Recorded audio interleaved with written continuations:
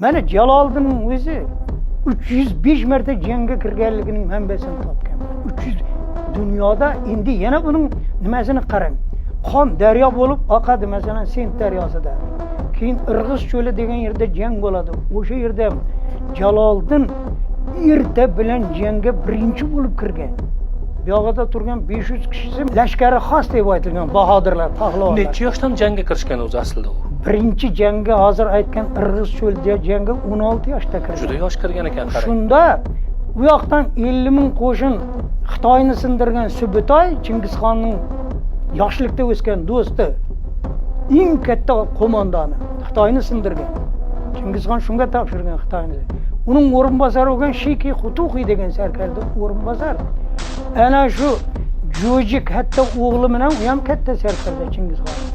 Ana shu ikkisiga aytadi Chingizxon, Xorazm bilan baribir jang bo'ladi yaqinda. Sizlar shu hozirgi Qozog'istonning ustidan To'rg'ay viloyati deyiladi. Shu yerda Irg'iz daryosi, Irg'iz cho'li bor. Xitoyga yaqin. Ana shu chegaralarning mustahkamligini bir tekshirib ko'ringlar. Jang qilish kerak bo'lsa, chegaralar bilan, chegarachilar bilan jang qilib ko'ring.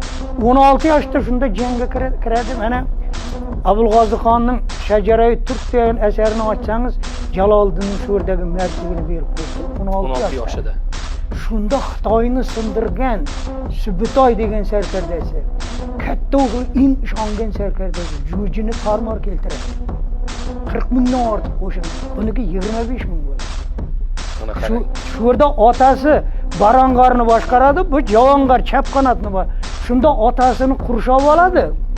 O'lishga bir bahya qolganda chiqib keting ota deydi. O'zim jang qilaman deb unga yorib chiqib qurshovni uzoqqa keting siz deydi. O'zi ana shularda qachag'ini chiqarib tarmar keltiradi-da 70% qo'shin shu kun qirilib ketadi Chingizxon.